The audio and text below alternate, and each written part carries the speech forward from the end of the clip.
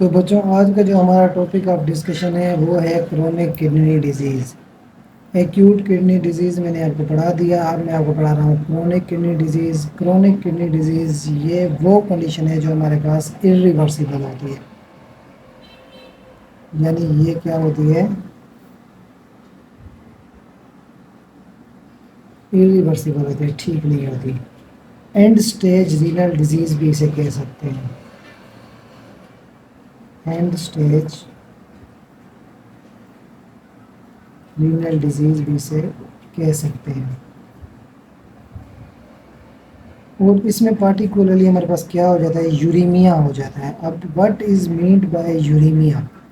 یوریمیا 5 چیزیں مل کے ریفر کر کے ہم ان کو یوریمیا کا نام دے دیتے ہیں. کیا؟ سب سے پہلے پیشنٹ کو میٹابولک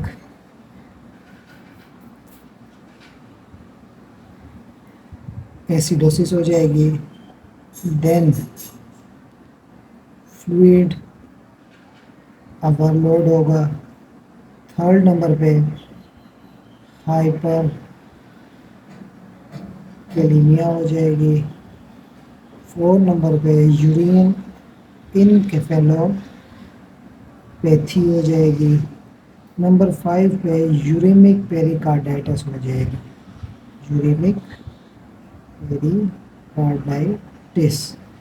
تو آپ اندازہ لگائیں جب ایک ہی پیشنٹ کو یہ ساری چیزیں ہو جائیں گی تو کیا یہ ریورسیبل ہو سکتی ہیں؟ کبھی بھی نہیں. میٹابولک ایسیڈوسس بھی ہے، فلوئڈ اوور لوڈ ہو چکا ہے، ظاہر سی بات ہے ہم ڈائلسس کی طرف جائیں گے. ہائپر کیلیمیا ہو چکا ہے، ڈرگز میں نے آپ کو آلریڈی پڑھا دی ہے کون کون سی دیں گے. یورین انکیفیلوپیتھی ہو جائے گی، یوریمک پیریکارڈائٹس ہو جائے گا پیشنٹ کو. تو اب ہم اس کی سٹیجز دیکھتے ہیں کون کون سے سٹیجز میں پیشنٹ ٹریٹیبل ہو سکتا ہے. جو ہمارے پاس سٹیج 1 ہے، سب سے پہلے ہم جی ایف آر. اگر ہمارے پاس جی ایف آر 90 سے زیادہ ہے تو اس کا مطلب کہ نارمل ہے، نارمل کنڈیشن ہے. یہ سٹیج 1 ہے، پر ایم ایل پر منٹ. ٹھیک ہے. اگر ہمارے پاس 60 سے 90 ہے تو یہ ہمارے پاس کیا ہے؟ مائلڈ کرونک کڈنی ڈیزیز ہے، ٹھیک ہو سکتی ہے کافی حد تک. اگر ہمارے پاس 45 سے 60 ہے تو یہ ہمارے پاس ماڈریٹ میں آئے گی، یہ بھی کافی حد تک کور ہو سکتی ہے. اگر ہمارے پاس 15 سے 30 ہے تو یہ ہمارے پاس سویئر ہے، اس میں بہت زیادہ پیشنٹ خطرے میں ہوا، یہ بہت زیادہ ڈینجر ہے. ٹھیک ہے، سیریٹ. اور اگر ہمارے پاس جی ایف آر 15 سے بھی کم ہے تو پیشنٹ ظاہر سی بات ہے سیدھا ڈائلائسس پہ جائے گا. آن ڈائلائسس ہے تو اس میں کڈنی فیل ہو جائے گا، اس میں بچنے کے چانسز بہت کم ہیں. تو یہ اس کی ساری سٹیجز تھی جو میں نے آپ کو بتا دی. اب ہمارے پاس کازز کیا ہو سکتے ہیں؟ ظاہر سی بات ہے ڈائبٹیز میلائٹس کے پیشنٹ میں یہ بہت کامن ہے. ڈائبٹیز میلائٹس کے پیشنٹ میں یہ کامن ہے. ہائپر ٹینشن، کوئی گلومیرولر ڈیزیز ہے، کوئی انٹرسٹیشنل کڈنی ڈیزیز ہے، انٹرسٹیشنل کڈنی ڈیزیز ہے. سسٹیمک لمفس ارتھرومیٹس ہے جسے ہم ایس ایل ای کہتے ہیں. رینل آرٹری اسٹینوسس ہو سکتی ہے. آئیڈیوپیتھک کاز ہو سکتا ہے، آئیڈیوپیتھک میں نے آپ کو پڑھائی تھی. گلومیرولر انٹرسٹیشنل نیفرائٹس ہمارے پاس آئیڈیوپیتھک بیسس پہ ہو رہی تھی. تو یہ اس کے کازز ہیں، ان کازز میں یہ کرونک کڈنی فیلئر کامن ہوتا ہے. اب ظاہر سی بات ہے اب ایک پیشنٹ ہے اس کی کڈنی ڈیمیج ہو چکی ہے تو کیا ہوگا؟ کڈنی ڈیمیج ہو چکی ہے تو ایریتھروپوئٹن کی فارمیشن نہیں ہوگی. میں آپ کو ایسے بتاتا جاتا ہوں، لکھوں گا نہیں.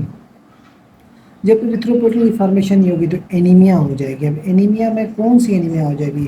نورموکرومک نورموسائٹک اینیمیا ہو جائے گی. نورموکرومک نورموسائٹک اینیمیا ہو جائے گی بندے کو.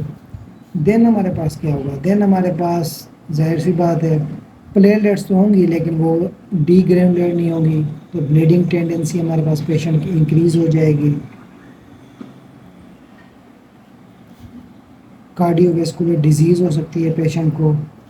ہائپوکیلسیمیا ہو جائے گی کیونکہ کڈنی کے کام ہی یہی ہے کہ وہ وٹامن ڈی کی فارم میں ٹرانسفر کرتا ہے کیلشیم کو، تو ہائپوکیلسیمیا ہو جائے گی، کیلشیم کم ہو جائے گا، رینل اوسٹیو ڈسٹروفی ہو جائے گی، یعنی اوسٹیوملیشیا ہو جائے گی، وٹامن ڈی کی ڈیفیشنسی کی وجہ سے اوسٹیوپروسس ہو جائے گی۔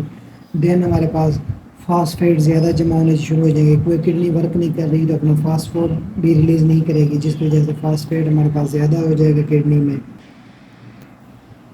نیکسٹ ہمارے پاس کوئی انفیکشن ہو سکتا ہے، انفیکشن ہمارے پاس سیکنڈ موسٹ کاز ہے ڈیتھ کا۔ دین ہمارے پاس ایسیڈوسس ہو جائے گی، ظاہر سی بات ہے اینڈوکرائن فنکشن اس کے سارے لاس ہو جائیں گے، یعنی پیشنٹ کی